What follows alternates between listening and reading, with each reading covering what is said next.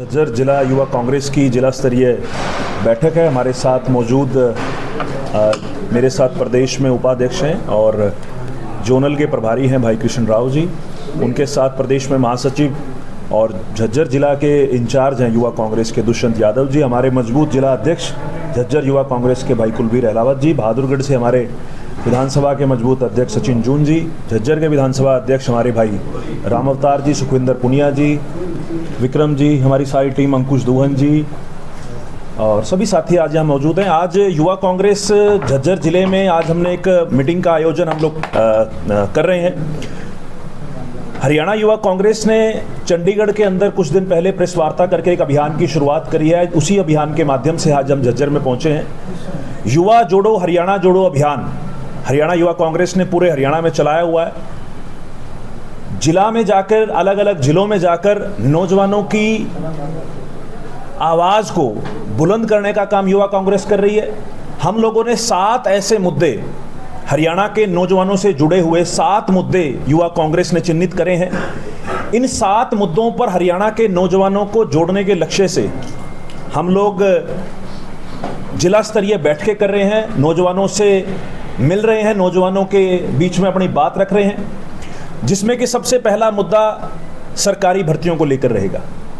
आज आप देखिए हरियाणा के अंदर जो HPSC HSSC कमीशन है, जिनका काम हरियाणा के अंदर सरकारी रोजगार देने का है, आज ये भ्रष्टाचार के केंद्र बन चुके हैं। और कहीं ना कहीं मनोहर लाल खट्टर सरकार, जिसे मैं पेपर लीक सरकार का नाम देना चाहूँगा, कि जब से ये सरकार सत्ता में आई है तब से हरियाणा के अंदर शायद ही कोई ऐसी भर्ती हुई हो जिसका कोई पेपर लीक ना हुआ हो, या शायद ही कोई ऐसी भर्ती हुई हो जो कोर्ट के अंदर लटकी ना हो।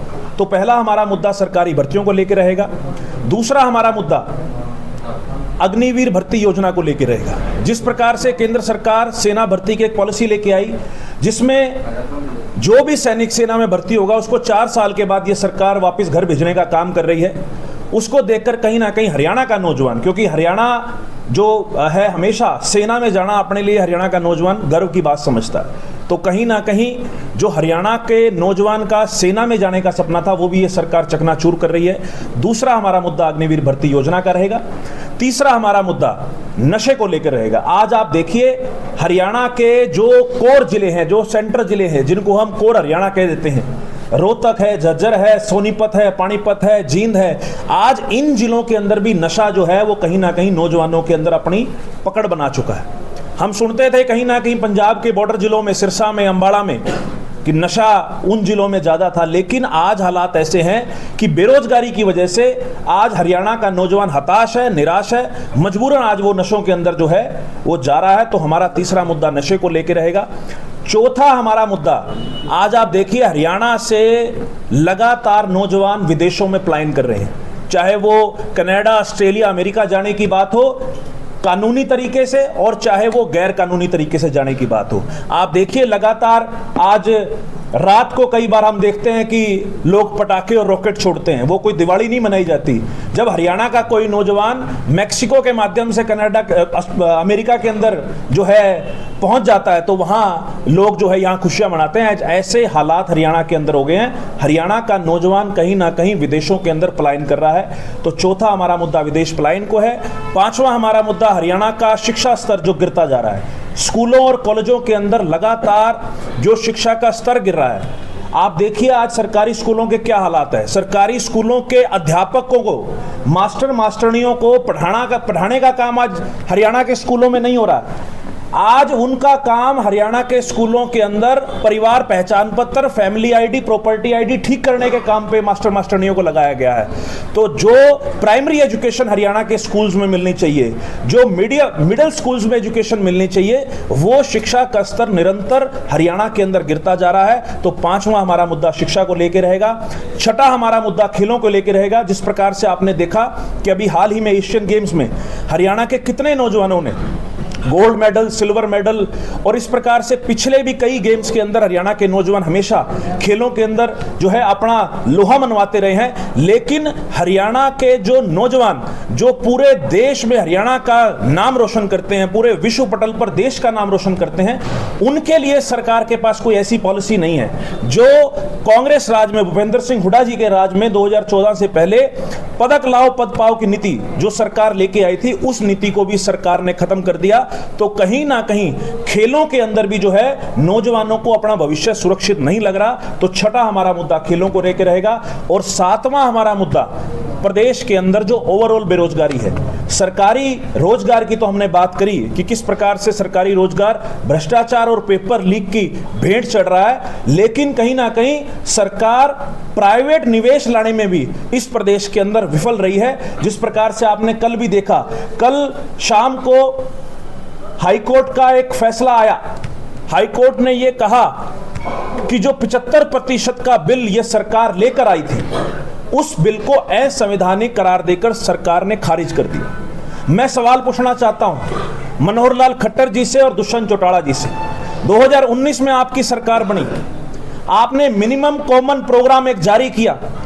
मैं कॉमन मिनिमम प्रोग्राम के जो 3-4 मुख्य पॉइंट थे, मैं उनके ऊपर मनोहर लाल खट्टर जी से सवाल पूछना चाहता हूं। आप जवाब दीजिए कि 75% का जो झुंझुना आपने बजाकर 3 साल नौजवानों को बरगलाने का, बहकाने का काम किया, आप जवाब दीजिए कि उसके ऊपर आपका क्या स्टैंड है। सरकार ने ना तो कोर्ट में ढंग से पैरवी करी और ना ही इस कानून को बनाने के अंदर सरकार ने लीगल तरीके से उसमें काम किया, जिसका नतीजा ये रहा कि जो 30,000 से कम के रोजगार में भी 75% आरक्षण हरियाणा के नौजवानों को प्राइवेट कंपनियों में मिलना था, आज वो सपना भी हरियाणा के नौजवानों का चकनाचूर हो चुका है। सरकारी रोजगार में भ्रष्टाचार और प्राइवेट रोजगार में भी अंधकार, ये मनोहर लाल खट्टर सरकार की कारगुजारी है।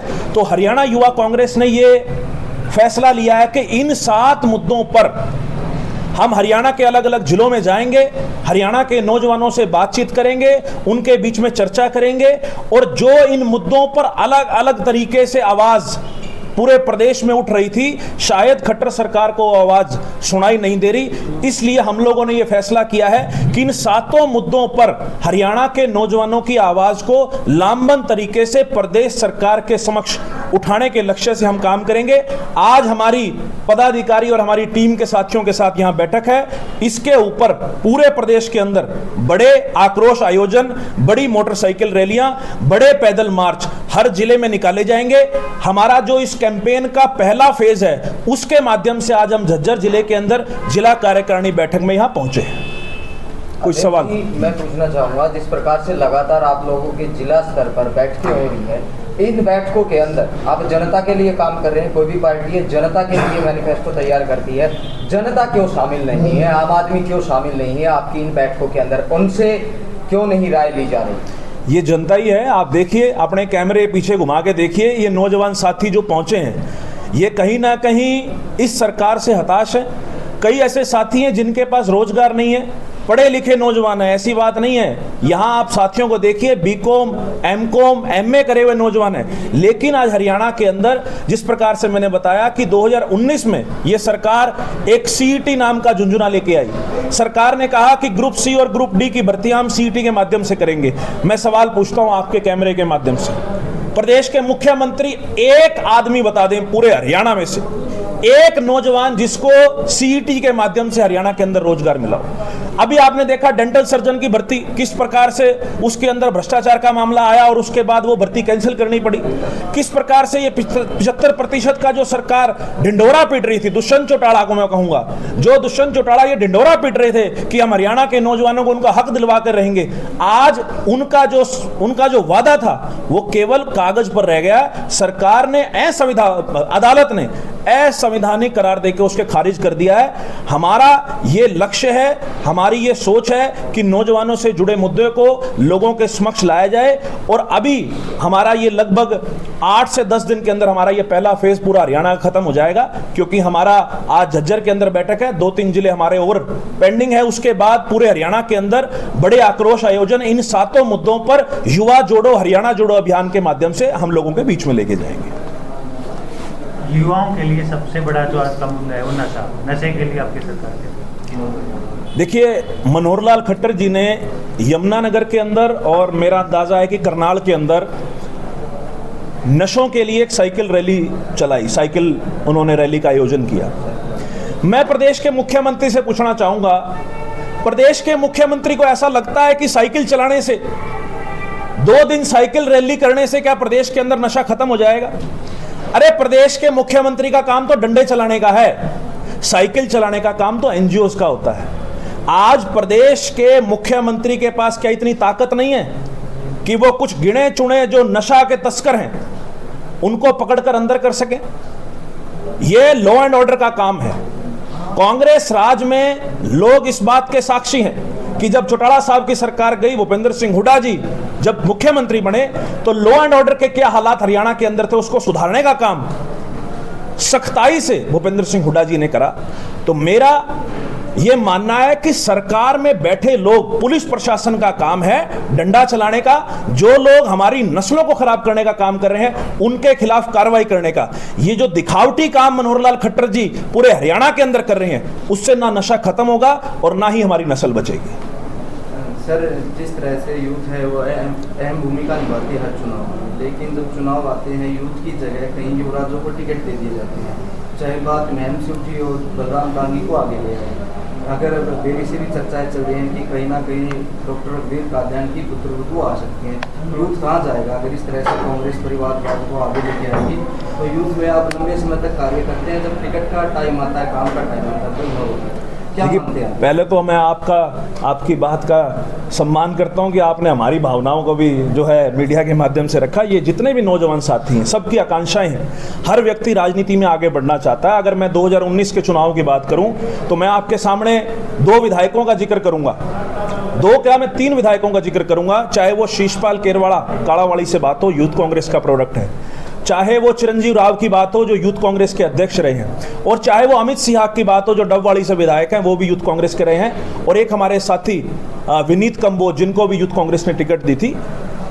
युवा कांग्रेस को तवज्जो देने का काम पार्टी ने राजस्थान और मध्य प्रदेश के अंदर, आप चुनाव की टिकटें उठा के देखिए, उसमें पार्टी ने पूरा तवज्जो युवा कांग्रेस के और नौजवान साथियों को दिया है। और हमें उम्मीद है कि हरियाणा के अंदर भी इस बार, क्योंकि हालात हरियाणा के अंदर ऐसे हैं, इस बार हरियाणा के अंदर आप ये मान के चलिए कि 100% भाजपा जा रही है और कांग्रेस आ रही है। और इस बार आपको ये देखने को मिलेगा कि 2024 के विधानसभा चुनाव में हरियाणा की विधानसभा में कई नौजवान चेहरे देखने को मिलेंगे। और बिल्कुल आपकी बात से हम 100% सहमत हैं कि कहीं ना कहीं कई बार ऐसा हो जाता है कि नौजवानों को दरकिनार किया जाता है, लेकिन हमारी ये कोशिश है कि जो हमारे नौजवान साथी बूथ पर मजबूत हैं, जो साथी ग्राउंड लेवल पर मेहनत कर रहे हैं, जो जिताऊ कैंडिडेट हैं, उनकी पैरवी 100% करेंगे, मजबूती से करेंगे, पार्टी स्तर पर अपनी बात मजबूती से रखेंगे।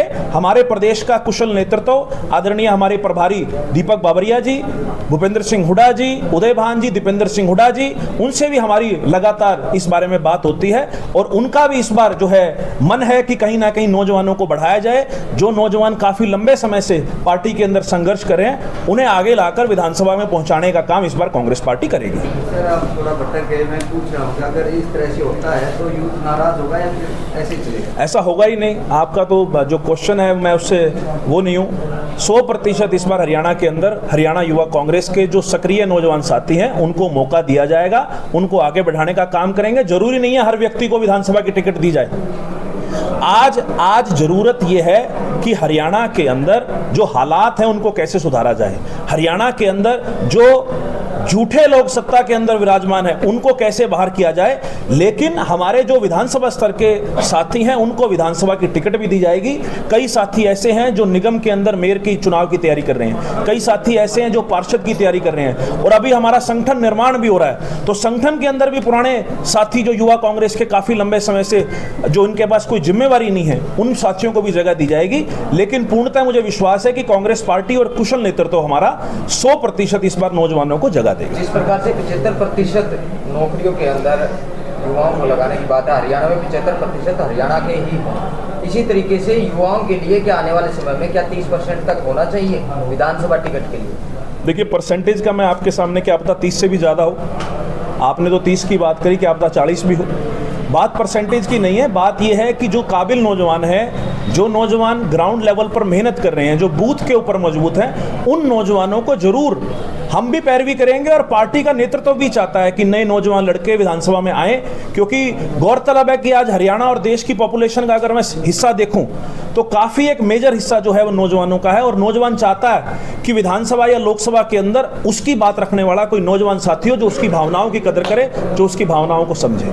आने वाले चुनाव के लिए हर पार्टी अपनी तैयारी कर रही है। बीजेपी है अपनी पार्टी की दावेदारी पेश करेगी, कांग्रेस अपनी पेश करेगी, आम आदमी पार्टी है, सभी पार्टियां अपनी अपनी दावेदार पेश करती हैं, अपने मुद्दे उठाती हैं, मैनिफेस्टो तैयार कर, बिजली की बात हो चाहे वो पानी की बात हो, किसी भी मुद्दे पर चर्चा लोगों के बीच जाती है। क्या आने वाले चुनाव के लिए आम जनता से राय ली जाती है कि आप लोगों को क्या चाहिए? आप वोट मांगने जाते हैं, हर पार्टी वोट मांगने लोगों के बीच जाती है, लेकिन जब जैसे ही चुनाव जीत जाती है कोई भी पार्टी जनता की बात क्यों नहीं करती? ये क्यों नहीं कहती कि जनता की सरकार बनेगी? ये क्यों कहती है कि कांग्रेस की सरकार बनेगी, बीजेपी की सरकार बनेगी, इनेलो की सरकार बनेगी? देखिए, ये सवाल जो आप पूछ रहे हैं, मुझे लगता है कि आज के राजनीतिक हालात जो हैं हरियाणा के अंदर, उस परिप्रेक्ष्य में आप ये सवाल पूछ रहे हैं। और बिल्कुल 2019 में जो सरकार लोगों की बात करके, आम जनता की बात करके आई थी, आज उसके टोटली विपरीत दिशा में काम हो रहा है। आज हरियाणा का कौन सा ऐसा वर्ग है जिसको इस सरकार ने सड़कों पर लाकर डंडे फेरने का काम ना किया हो? सिर्फ लोगों को निराश करने का काम नहीं किया, लोगों की बेइज्जती करने का काम किया।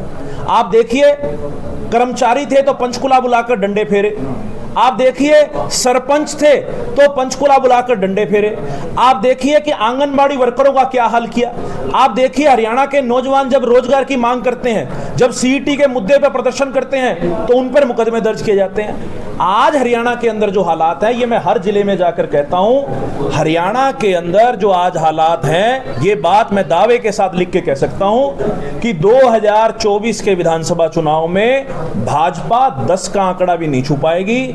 और भाजपा के बड़े से बड़े मंत्री संतरी समेत हरियाणा के मुख्यमंत्री मनोहर लाल खट्टर का भी करनाल से लोग सफाया करने को तैयार बैठे हैं। अध्यक्ष जी, मैं फिर से आपके जवाब पर सवाल फिर से करना चाहूँगा, क्योंकि आपने जवाब ही ऐसा दिया है कि हरियाणा के अंदर बीजेपी ये कर रही है, बीजेपी गलत चल रही है। पार्टियां अपना जो है अच्छा वो क्यों नहीं दिखा रही, दूसरे की बुराई करने पर उतारू रहती हैं, वो अपने आप ही आगे बढ़ता जा रहा है। देखिए, हम तो तराजू के ऊपर तोल के आपको कह सकते हैं, जनता को कह सकते हैं। आप देखिए भूपेंद्र सिंह हुड्डा जी की कांग्रेस पार्टी की जब सरकार थी 10 साल की, और आप देखिए मनोहर लाल खट्टर जी की ये 9 साल की सरकार, आप तराजू पे तोल लीजिए। जिन मुद्दों की मैंने आपके बीच में बात करी, उन मुद्दों के ऊपर भी आप तराजू पे तोल लीजिए कि किस पार्टी ने लोगों के, जनता के, युवाओं के हित में फैसले किए और किस पार्टी ने या जो सत्ता में सरकार बैठी है, इन्होंने जो युवाओं के खिलाफ काम किए, उसके आधार पर फैसला होना चाहिए। और बिल्कुल राजनीति के अंदर सत्ता जो है वो स्थापित करने का एकमात्र काम है कि केवल और केवल काम के आधार पर ही फैसला होना चाहिए। इसलिए हम लोगों के बीच में इन 7 मुद्दों को लेके जाएंगे कि ये 7 मुद्दे हरियाणा के नौजवानों से जुड़े हैं और इन 7 मुद्दों पर कहीं ना कहीं हरियाणा की सरकार और केंद्र सरकार विफल रही है। और हम भी ये चाहते हैं कि हरियाणा की जनता, हरियाणा के लोग काम के आधार पर ही अगला फैसला लें। एनएसयूआई के लिए भी कोई यूथ कांग्रेस करने के लिए एनएसयूआई के हमारे नए अध्यक्ष नियुक्त हुए हैं, अविनाश यादव कोसली विधानसभा से हैं। उनकी कार्यकारिणी अभी जल्दी निर्माण हो जाएगी, तो मुझे लगता है कि उसके बारे में आप उनसे बात कीजिएगा तो बेहतर है। संगठन अभी तक तैयार नहीं हुआ। 2019 का चुनाव था, उसमें भी आपका संगठन तैयार नहीं था। विपक्षी पार्टी ये कह रही है कि जो अपना संगठन तैयार नहीं करते वो चुनाव लड़ेंगे। भाजपा के जो लोग हैं उन्हें ये भी सोचना चाहिए कि 2019 में गनीमत रखो कि हरियाणा कांग्रेस का संगठन नहीं था। जो हम लोग 31 सीटें कांग्रेस की हमारी आई हैं 2019 के चुनाव में, युवा कांग्रेस का बड़ा मजबूत संगठन है। ये सारे मजबूत साथी आपके समक्ष बैठे और जिस प्रकार से कांग्रेस पार्टी का नेतृत्व जद्दोजहद में लगा हुआ है, जिस प्रकार से अभी पीछे पीसीसी डेलीगेट्स की लिस्ट आई, एआईसीसी डेलीगेट्स की लिस्ट आई, एआईसीसी के कोऑर्डिनेटर्स लगाए गए जो लगातार जिलों में जाकर कांग्रेस के जो लोग हैं, पुराने लोग, उनसे बातचीत कर कर संगठन निर्माण के लिए लगातार जद्दोजहद कर रहे हैं। तो मुझे लगता है कि इस बार 100% कांग्रेस पार्टी संगठन के साथ ही चुनाव के अंदर जाएगी और लोग इस बार मन बनाए बैठे। इस बार के चुनाव का कोई राजनीतिक दल इंतजार नहीं कर रहा, ना तो कांग्रेस इस बार चुनाव का इंतजार कर रही है और ना भाजपा इस बार चुनाव का इंतजार कर रही है। इस बार तो लोग 2024 के चुनाव का इंतजार कर रहे हैं। लोगों ने मन बना लिया है कि इस सरकार की, इस प्रदेश से हम 100% विदाई करेंगे। हर पार्टी कह रही है कि 2024 में हमारी सरकार बनेगी, हमारी सरकार बनेगी। जनता किस पर विश्वास करे, क्योंकि वोट मांगने जाते हैं तब पैरों की तरफ भी हाथ जाता है उन नेताओं का, लेकिन जब जीत जाते हैं तो उसी जनता को अपने पैरों में गिराने का काम करते हैं। देखिए, बिल्कुल अगर इस प्रकार के कोई नेता सत्ता में काबिज हो जाते हैं तो लोग उनको अगली बार कभी उनको सत्ता का मुंह नहीं देखने देते। तो 100% इस प्रकार के लोगों को जनता जवाब भी देगी और मुझे लगता है कि 2024 के चुनाव में अच्छे लोग चुन के आएंगे, एक अच्छी विधानसभा के अंदर जो है पैरवी होगी और हरियाणा के अंदर जो सरकार विफल रही है, ये सरकार जो 10 साल से जिसका कार्यकाल चल रहा है, पहले भाजपा थी, दूसरी भाजपा जजपा का जो सेशन रहा है, तो मुझे लगता है कि इस बार जो लोगों ने इस सरकार की विदाई का मन बना रखा है, तो 100% इस बार एक अच्छी सरकार चुन के आएगी। और लोग जिन्होंने पिछली बार धोखा खाया था, जो एक लोग भाजपा के खिलाफ वोट मांगकर बाद में भाजपा की झोली में बैठने का काम जिन लोगों ने किया, लोग इस बार सचेत हैं। लोग इस बार मन बनाए बैठे हैं कि इस प्रकार के जो धोखेबाज लोग हैं उन्हें किसी भी प्रकार से सत्ता के अंदर बैठाया ना जाए। क्या मानते हैं कितनी सीटें आ सकती हैं? मैंने बताया भाजपा का 10 का आंकड़ा भी नहीं छुएगी। 2 डिजिट के अंदर भारतीय जनता पार्टी 2024 के चुनाव में नहीं पहुंच पाएगी।